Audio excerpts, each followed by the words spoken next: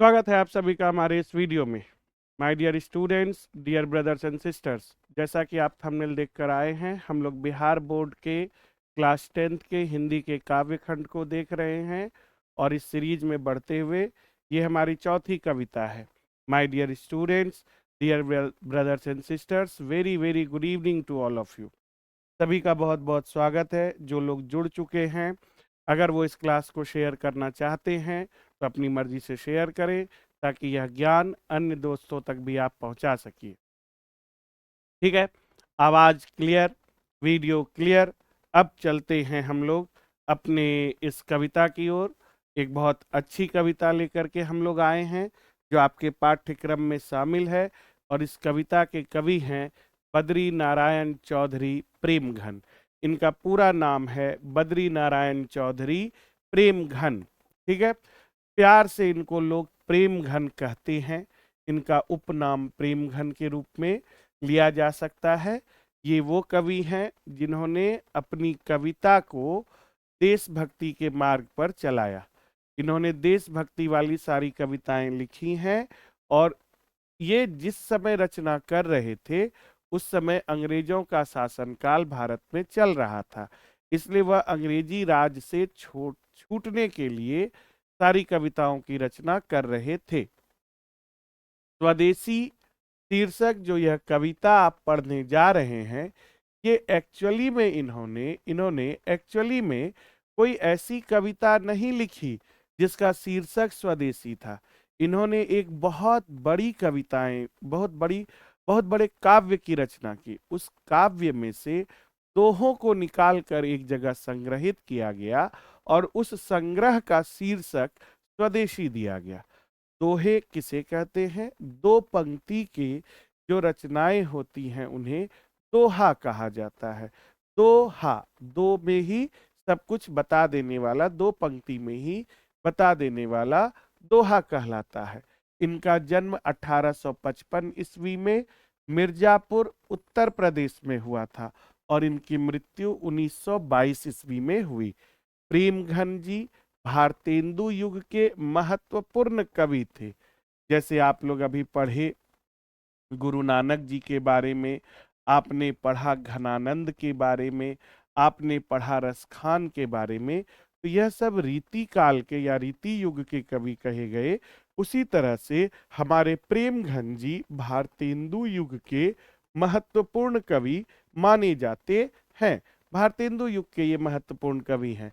काव्य और जीवन दोनों क्षेत्रों में भारतेंदु हरिश्चंद्र को अपना आदर्श मानते थे।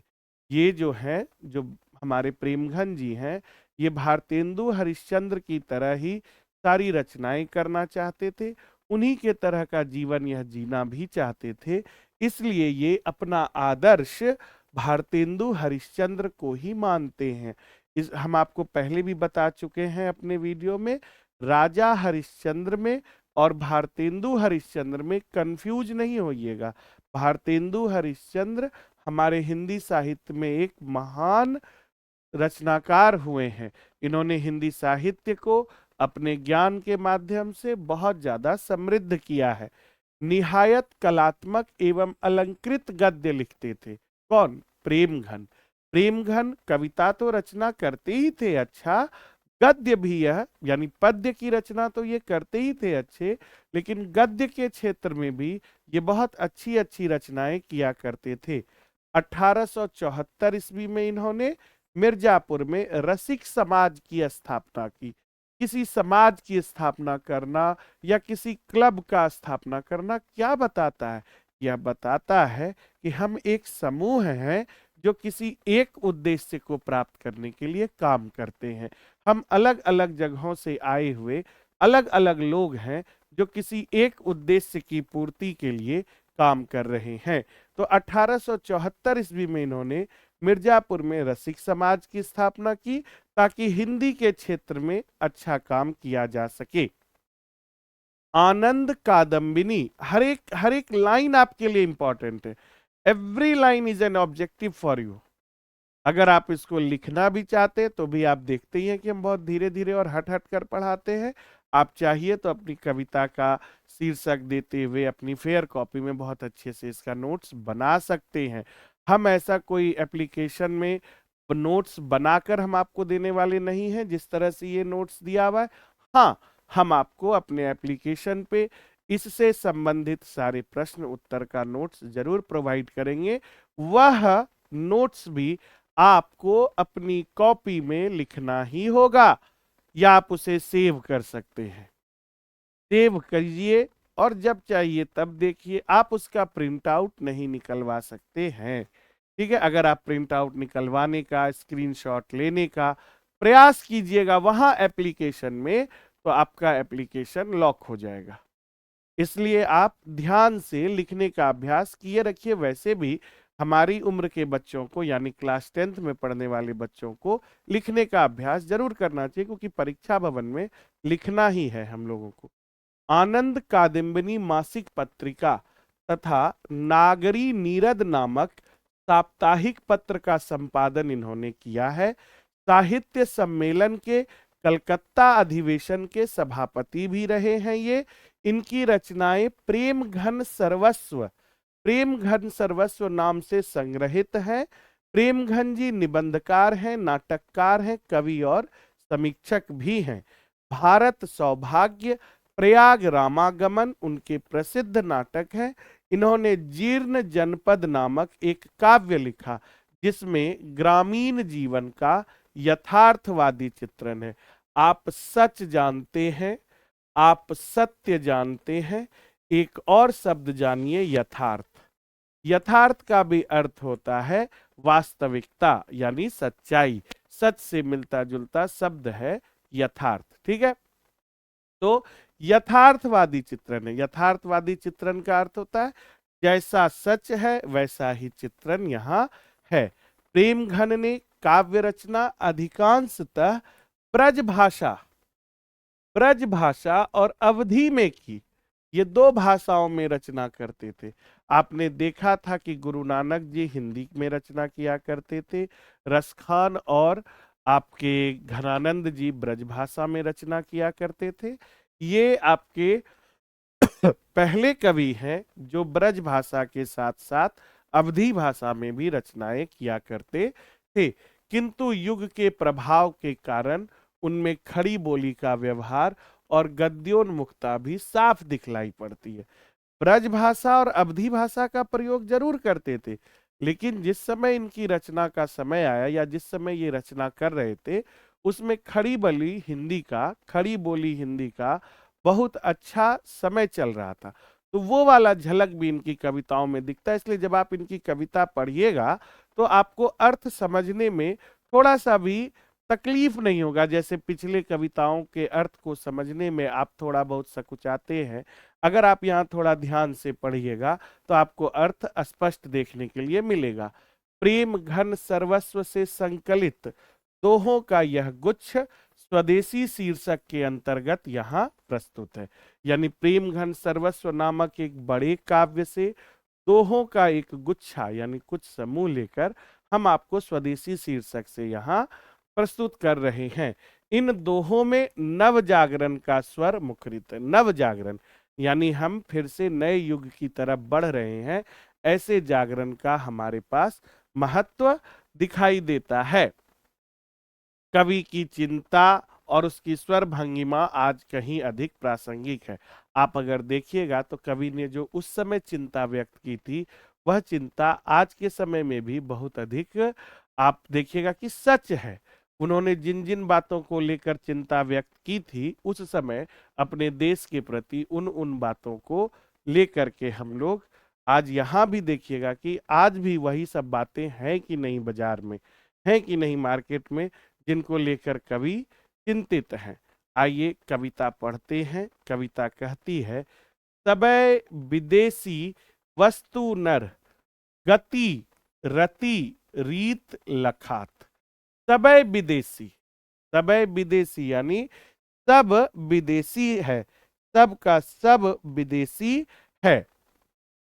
सबय विदेशी वस्तु नर, जितने भी वस्तु आप मार्केट में देख रहे हैं सबका सब विदेशी वस्तु है। नर नर का मतलब है मनुष्य भी जो है उसमें भी कहीं स्वभाव नहीं दिखता। गति का मतलब होता है स्वभाव, रति का मतलब होता है लगाव, और रीत का मतलब होता है पद्धति, जीवन जीने का पद्धति। अभी अभी हम एक शादी अटेंड करके आए हैं। उस शादी अटेंड करने में हम लोगों ने देखा कि किस प्रकार नए युग के लोग इस बात से थोड़ी भी सरोकार नहीं रखते हैं कि किसी भी पद्धति को अपनाया जाए। उनके अनुसार उनकी सबसे ज्यादा जरूरी चीजें हैं तो वह केवल सुंदरता है।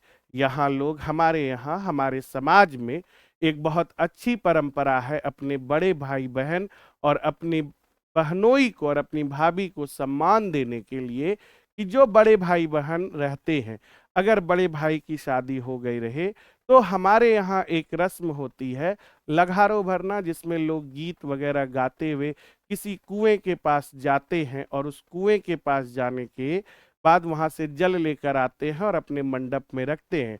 और अपने बहन और बहनोई को अपने विवाह में सम्मान देने का एक तरीका अपनाया जाता है कि हम लोग उसे लावा भूंजने का कार्यक्रम कहते हैं, जिसमें बकायदा अपनी बड़ी बहन को निमंत्रण दिया जाता है इज्जत दे करके कि आइए आप हमारे विवाह में लावा भूंजने वाले कार्यक्रम में मुख्य अतिथि के रूप में कार्य करिए। और वैसी स्थिति में कोई व्यक्ति यह उनके मुंह पर बोल दे कि जिसका कोर्ट मैरिज होता है उसका लावा थोड़ी भुंजाया जाता है, ये लाइन उसकी बड़ी बहन को कितना चुभेगा कि आपने बाइज्जत इसे बुलाया और फिर आप इज्जत से बुला करके आप उसका किसी भी प्रकार से सम्मान नहीं करते, तो यह उनके लिए कितने दुख की बात है। आपका जीवन है, आप जीविए। कोई जरूरी नहीं है कि लावा भूंजने से ही शादी संपन्न होगी, लेकिन लावा भूंजने में सारा परिवार इकट्ठा होता है, सारे परिवार में खुशी का माहौल होता है और हर एक दिल से आपके लिए आशीर्वाद निकलता है और वो आशीर्वाद आगे जाकर फलता फूलता है। लेकिन हमारे जनरेशन में आने के बाद कुछ चीजें ऐसी होती हैं जो कभी भी किसी भी समय लोग नकार सकते हैं। इसीलिए कहते हैं कि सबे विदेशी वस्तु नर, गति रति रीत लखात। चाहे वह लगाव हो, चाहे वह स्वभाव हो, चाहे वह रीति रिवाज हो, सब विदेशी हो गया है। सबका सब विदेशी हो गया। शादी नहीं हुई बल्कि इंस्टाग्राम का रील बनाने का एक कार्यक्रम प्रस्तुत किया गया कि हम रील बनाएंगे, हमारा वीडियो शूट होना चाहिए। वीडियो शूट होना था तो आप अकेले शूट करवा लेते, परिवार को बुलाकर बेइज्जत करने की क्या जरूरत थी। लेकिन फिर भी ये हम इसका किसी वास्तविक घटना से कोई सरोकार नहीं है। आप इसे आज के परिप्रेक्ष्य में अपने आसपास होने वाली घटनाओं में देखकर सच कह सकते हैं। ये उस समय की कविता है जिस समय अंग्रेज थे और अंग्रेजों के प्रभाव में आकर भारतीय भी अंग्रेज बन रहे थे। भारतीयता कछु न अब भारत में दर्शात, यानी भारत में अब भारतीयता कुछ नहीं दिखती है, कुछ भी नहीं दिखती है। मनुज भारती देखी को सकत नहीं पहचान। अगर कोई व्यक्ति किसी भारतीय मनुष्य को देखता है तो कोई उसको पहचान ही नहीं सकता है कि यह भारतीय है, कि क्या नहीं पहचान सकता। मुसलमान हिंदू किधों के हैं ये क्रिस्तान, कि आज भारतीय मनुष्य को देखकर कोई यह नहीं समझ सकता कि यह मुस्लिम है कि हिंदू हैं कि अंग्रेज हैं। क्रिस्तान का मतलब ऐसे क्रिश्चियन भी होता है, क्रिस्तान का मतलब ऐसे अंग्रेज भी होता है। और क्रिस्तान अगर किसी स्त्री के लिए प्रयोग किया गया है मोहन राकेश के द्वारा लिखी गई एकांकी एक सिपाही की माँ में, तो उसमें क्रिस्तान का अर्थ ऐसी स्त्री से होता है जो अपने पति को अपने घर में रखती हैं और खुद बाहर निकलकर रोजी रोटी कमाती हैं। तो एक शब्द के तीन अर्थ हैं। क्रिस्तान का अर्थ क्रिश्चियन भी है, क्रिस्तान का अर्थ अंग्रेज भी है। यहाँ क्रिस्तान का अर्थ अंग्रेज है। कवि कहते हैं कि भारतीय मनुष्य को देखकर कोई नहीं पहचान सकता कि मुसलमान हैं कि हिंदू हैं कि ये अंग्रेज हैं। पढ़ी विद्या परदेश की, बुद्धि विदेशी पाए। ये जो हमारे समाज में जो उस समय पढ़ने लिखने का एक नया दौर चला था अंग्रेजी मीडियम स्कूल और अंग्रेजी मीडियम में पढ़ाई, तो उसी के बारे में कवि कहते हैं, पढ़ी विद्या परदेश की, बुद्धि विदेशी पाए। परदेश की विद्या पढ़ पढ़कर बुद्धि भी विदेशी हो गई है, चाल चलन परदेश की, गई इन्हें अति भाए। परदेश का ही चाल चलन इन्हें अत्यधिक भा गया है कि विदेशों में ऐसा होता है तो हमारे यहाँ भी ऐसा ही होना चाहिए। लोग अपने संस्कार को, अपने मूल रीति रिवाजों को भूल जा रहे हैं। पढ़ी विद्या परदेश की, बुद्धि विदेशी पाए, चाल चलन परदेश की, गई इन्हें अति भाए। ठटे विदेशी ठाट सब, बन्यो देश विदेश। ठटे विदेशी ठाट सब, बन्यो देश विदेश। अपना जो है सो कि मार विदेशी ठाट बाट के साथ अपने ही देश को ये लोग विदेश बना रहे हैं। सपने हूं जिनमें न कहूं भारतीयता लेस। अब सपने में भी इन भारतीयों में भारतीयता थोड़ी सी भी नहीं बची है, लेस मात्र भी नहीं बची है। लेस मात्र का मतलब होता है थोड़ी सी भी भारतीयता नहीं बची है इसमें। किसमें? भारतीय लोगों में। ठटे विदेशी ठाट सब, सबको लगता है कि विदेशी ठाट बाट के साथ हम रह रहे हैं। बन्यो देश विदेश, देश जो है सो कि विदेश बनता जा रहा है। सपने हूं जिनमें न कहूं भारतीयता लेस। बोली सकत हिंदी नहीं, अब मिली हिंदू लोग। अब लोग हिंदी शुद्ध शुद्ध नहीं बोल पा रहे हैं तो हिंदू कहां से मिलेंगे? यहां हिंदू का अर्थ किसी धर्म से नहीं है, हिंदू का अर्थ है हिंदुस्तानी से। अब हिंदी बोलने वाले लोग नहीं मिल रहे हैं तो हिंदुस्तानी कहां से मिलेंगे?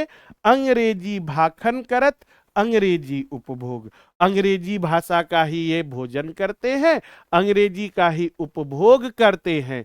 अंग्रेजी वाहन बसन, बेस रीति और नीति। अंग्रेजी इनका वाहन हो गया है।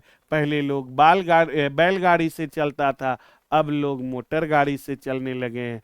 अंग्रेजी बसन, वस्त्र भी इनका अपना अंग्रेजी हो गया। हमारे यहाँ भारतीयता में हम कुर्ता पैजामा, धोती कुर्ता ये सब पहना करते थे। आज लोग shirt pant, jeans T shirt पहन करके, लड़कियां जीन्स टी शर्ट पहन करके, ये उस समय की बात है, मेरी कोई ऐसी सोच बिल्कुल भी नहीं है।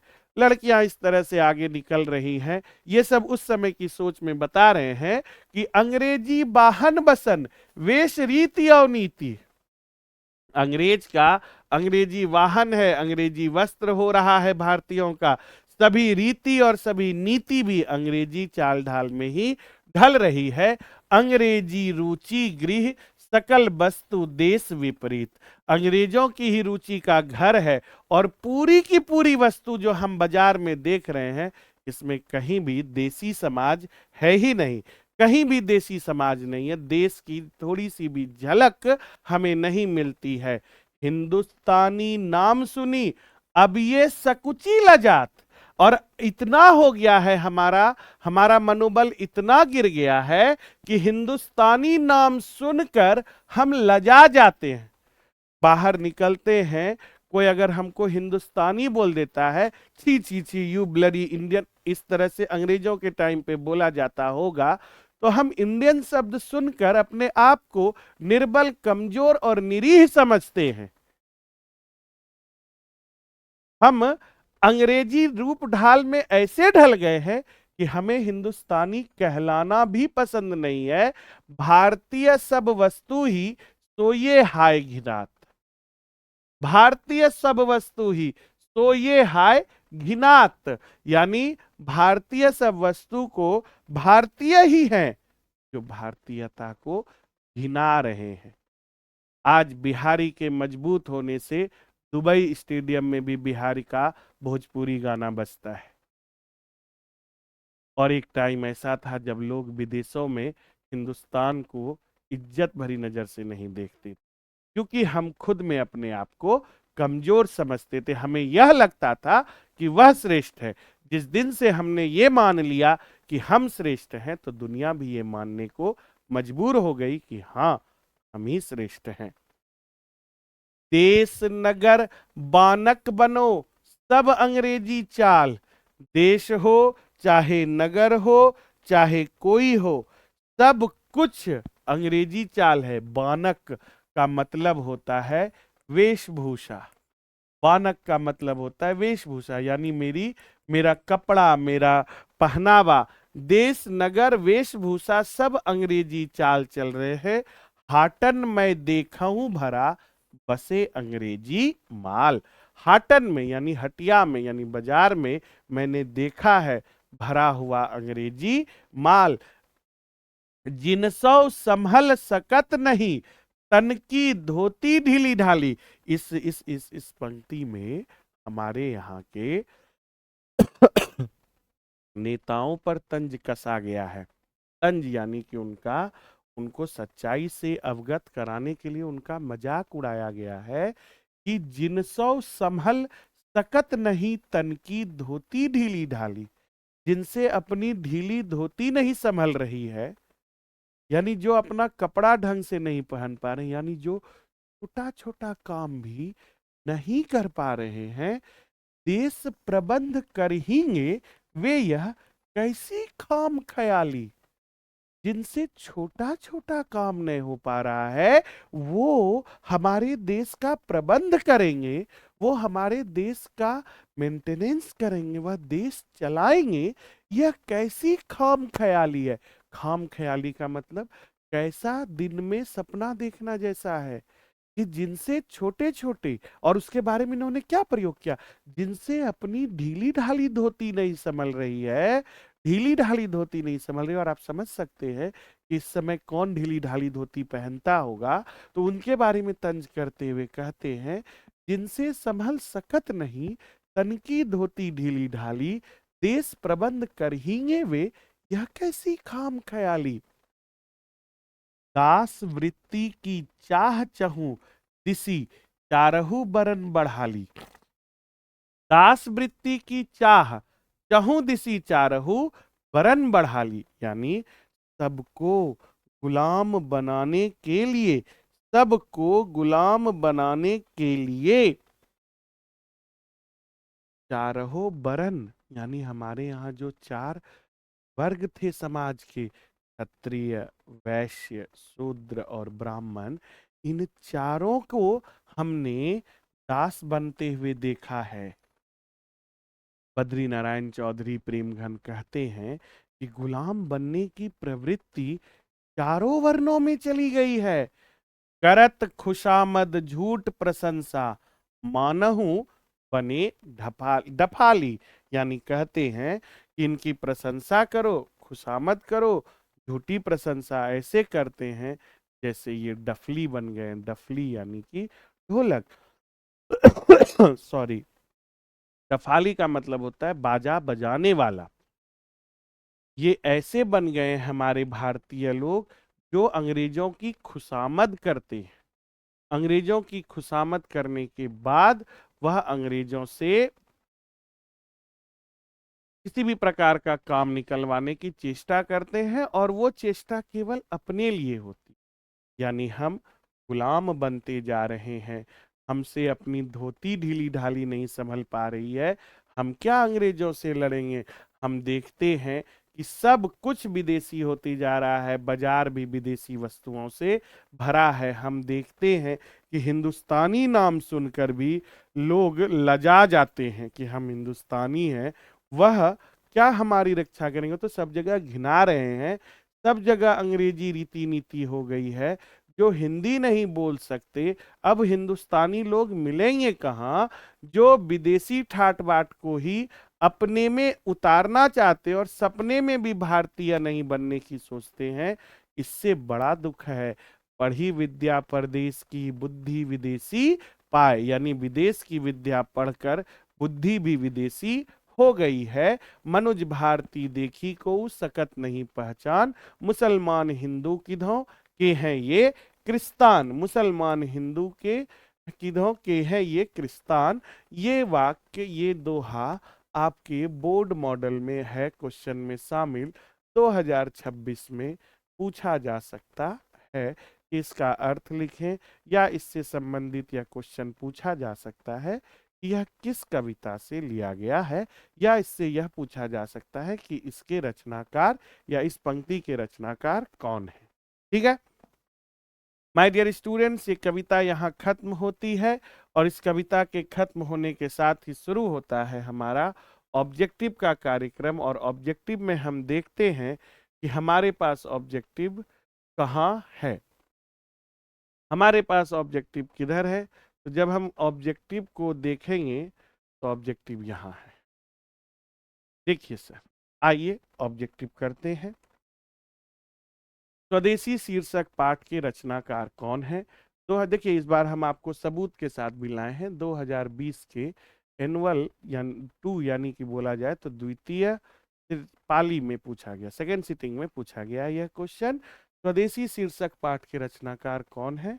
तो प्रेमघन है, बद्री नारायण चौधरी प्रेमघन। ठीक है, नेक्स्ट क्वेश्चन है बद्री, और आप स्क्रीनशॉट लेते चलिएगा सर, स्क्रीनशॉट लीजिएगा, नहीं तो जो है आपको दिक्कत होगी। खासकर जो पढ़ने वाले बच्चे हैं, जो नए पढ़ने वाले बच्चे हैं तो नए हैं। इससे पहले, इस 2 नंबर क्वेश्चन से पहले हम लोग 91 ऑब्जेक्टिव कर चुके थे, और इससे पहले जो 1 नंबर किया तो +1 यानी 92 ऑब्जेक्टिव हो चुका है हमारा। आज जो आप कर रहे हैं यहां से ये एक्चुअली में है 93 नंबर ऑब्जेक्टिव की सीरीज में। ये 93 नंबर का ऑब्जेक्टिव चल रहा है, और आप अगर नहीं इसको फेयर कर रहे हैं तो इसमें आपकी गलती है। तो बोलता है, देखो सिंपल सा है कि बद्री नारायण चौधरी प्रेमघन द्वारा रचित कविता कौन सी है? तो स्वदेशी है, स्वदेशी है। ठीक है, नेक्स्ट है कि स्वदेशी कविता किससे संकलित है, यानी किस काव्य संकलन से स्वदेशी कविता ली गई है? तो प्रेमघन सर्वस्व से। आप पढ़े हैं अभी अभी, लेखक परिचय में आपने पढ़ा है प्रेमघन सर्वस्व। नेक्स्ट क्वेश्चन है बद्री नारायण चौधरी प्रेमघन का जन्म कब हुआ था? तो बद्री नारायण चौधरी का प्रेमघन का जन्म 1855 ईस्वी में हुआ था। बद्री नारायण चौधरी प्रेमघन का जन्म 1855 ईस्वी में हुआ था। नेक्स्ट क्वेश्चन है कि परदेश की विद्या पढ़ने का क्या परिणाम हुआ? परदेश की विद्या पढ़ने का क्या परिणाम हुआ? ये हुआ कि सबकी बुद्धि विदेशी हो गई। परदेश की विद्या पढ़ने का क्या परिणाम हुआ? सबकी बुद्धि विदेशी हो गई, विदेशी सोच रखने लगे। प्रेमघन अपना आदर्श किसे मानते हैं? देखिए 2018 ईस्वी में पूछा गया है। प्रेमघन अपना आदर्श भारतेंदु हरिश्चंद्र को मानते हैं। प्रेमघन अपना आदर्श भारतेंदु हरिश्चंद्र को मानते हैं। प्रेमघन जी किस युग के महत्वपूर्ण कवि थे?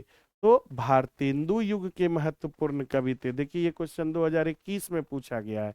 नेक्स्ट है आनंद कादंबिनी मासिक पत्रिका का संपादन किसने किया है? तो प्रेमघन ने किया है। आनंद कादंबिनी मासिक पत्रिका का संपादन प्रेमघन जी ने किया है। कवि प्रेमघन के अनुसार कवि प्रेमघन के अनुसार अब लोग किस भाषा का प्रयोग अधिक कर रहे हैं? तो अंग्रेजी भाषा का प्रयोग अधिक कर रहे हैं। कवि प्रेमघन के अनुसार अब लोग किस भाषा का प्रयोग अधिक कर रहे हैं? अंग्रेजी भाषा का।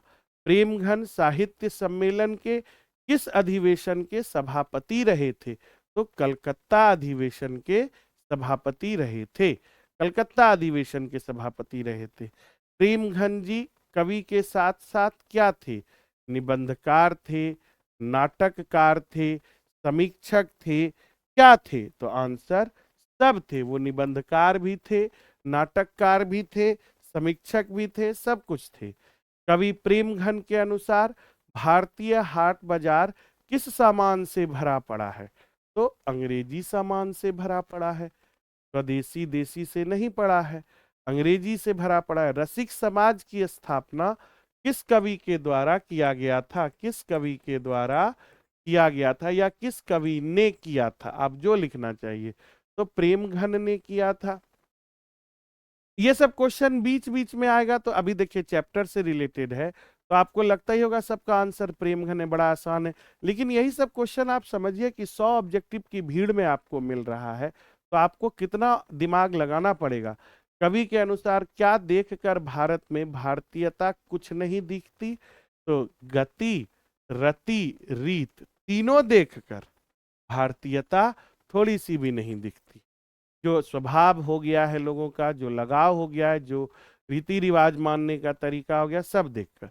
कवि प्रेमघन के अनुसार भारत के लोग क्या बनकर खुशामद और झूठी प्रशंसा में लगे हैं? डफली बनकर, डफली बनकर जो है झूठी प्रशंसा में लगे हैं। बोली सकत डैश डैश नहीं, रिक्त स्थान लिखा हुआ है, इसका मतलब है यहां पर आपको बोलना है, यहां पर रिक्त स्थान है इस डैश डैश। बोली सकत डैश डैश नहीं, अब मिली हिंदू लोग भाखन अंग्रेजी भाखन करत अंग्रेजी उपभोग। तो बोली सकत हिंदी नहीं, अब मिली हिंदू लोग, इसको इस तरह से लिखेंगे, बोली सकत हिंदी नहीं, अब मिली हिंदू लोग। स्वदेशी कविता में कवि को भारत में अब क्या दिखाई नहीं पड़ता? तो अब भारत में भारतीयता दिखाई नहीं पड़ता। नेक्स्ट है डैश डैश, यानी यहां अभी शुरुआत में ही डैश डैश भारती देखी को सकत नहीं पहचान, मुसलमान हिंदू किधों के है ये क्रिस्तान। तो मनुज भारती देखी ने, मनुज मनुष्य ने लिखना, कविता की पंक्ति से पूछा गया है, तो कविता में जिस शब्द का इस्तेमाल है उसी शब्द का हमने यहाँ प्रयोग किया है। प्रेमघन का जन्म कहाँ हुआ था? तो प्रेमघन का जन्म मिर्जापुर में हुआ था। भारत सौभाग्य किनका प्रसिद्ध नाटक है? तो प्रेमघन का प्रसिद्ध नाटक है, 2021 में पूछा गया है। प्रेमघन के किस काव्य में ग्रामीण जीवन का यथार्थवादी चित्रण है? भारत सौभाग्य, जीर्ण जनपद, किस काव्य में? तो इसका आंसर आप देखे ही हैं अभी अभी लेखक परिचय में, जीर्ण जनपद, जीर्ण जनपद है। भारतेंदु युग के महत्वपूर्ण कवि थे प्रेमघन। नेक्स्ट है, प्रेमघन काव्य और जीवन दोनों क्षेत्रों में किसे अपना आदर्श मानते हैं? भारतेंदु को मानते हैं। नेक्स्ट क्वेश्चन है, पढ़ी विद्या परदेश की बुद्धि विदेशी पाए, चाल चलन परदेश की गई इन्हें अति भाए। प्रस्तुत पंक्ति किस कविता की है? तो प्रस्तुत पंक्ति स्वदेशी कविता की है। नेक्स्ट क्वेश्चन है, कवि प्रेमघन द्वारा अधिकांश काव्य रचना किस भाषा में की गई है? तो ब्रज भाषा और अवधी में की गई है। नेक्स्ट क्वेश्चन है, हिंदुस्तानी नाम सुनी अब ये सकुची लजात, पंक्ति किस कविता से उद्धृत है? देखो 2020 में पूछा है, हिंदुस्तानी नाम सुनी, तो यह स्वदेशी कविता से उद्धृत है, उद्धृत मतलब ली गई है। सबे विदेशी वस्तु नर गति रति रीत लखात, कछु न अब भारत में दर्शात। कछु न भारतीयता, यहां पर भी रिक्त स्थान होगा, तो कछु न भारतीयता भारत में दर्शात। ठीक है, 27 नंबर में यही होगा कि कछु न भारतीयता अब भारत में दर्शात। ठीक है, तो इस रिक्त स्थान में हम क्या भरेंगे? भारतीयता भरेंगे। नेक्स्ट क्वेश्चन है, साहित्य सम्मेलन के कलकत्ता अधिवेशन के सभापति कौन थे? तो बद्री नारायण चौधरी प्रेमघन। नेक्स्ट है, 1874 में प्रेमघन ने किस समाज की स्थापना की? 1874 में उन्होंने रसिक समाज की स्थापना की, रसिक समाज की स्थापना की। नेक्स्ट क्वेश्चन है, प्रेमघन के प्रसिद्ध नाटक है भारत सौभाग्य, जीर्ण जनपद, आनंद कादम्बिनी और नागरी, नागरी नीरद, नागरी नीरद। तो इसके कौन है प्रसिद्ध नाटक? तो इसका प्रसिद्ध नाटक है भारत सौभाग्य, इनका प्रसिद्ध नाटक है भारत सौभाग्य। पढ़ी विद्या परदेश की बुद्धि विदेशी पाए, चाल चलन कविता किस कविता की? ये अभी क्वेश्चन आया था, रिपीटेड क्वेश्चन है। स्वदेशी किसे है? जीर्ण जनपद किस कवि की रचना है? तो जीर्ण जनपद जो है आपका बद्री नारायण चौधरी प्रेमघन की रचना है। स्वदेशी कविता किससे संकलित है? तो प्रेमघन सर्वस्व से संकलित है। सब क्वेश्चन बिहार बोर्ड में पूछा गया है। कवि प्रेमघन के अनुसार कौन सी विद्या पढ़कर लोगों की बुद्धि विदेशी हो गई है? तो विदेशी विद्या पढ़कर। नेक्स्ट है, नेक्स्ट है, नेक्स्ट है, नए है नेक्स्ट। तो 91 ऑब्जेक्टिव पहले प्लस 34 ऑब्जेक्टिव अभी, 4 1 5 9 3 12, 125 का आंकड़ा हम लोग छू रहे हैं। ऑब्जेक्टिव के क्षेत्र में। आप कितना करते हैं?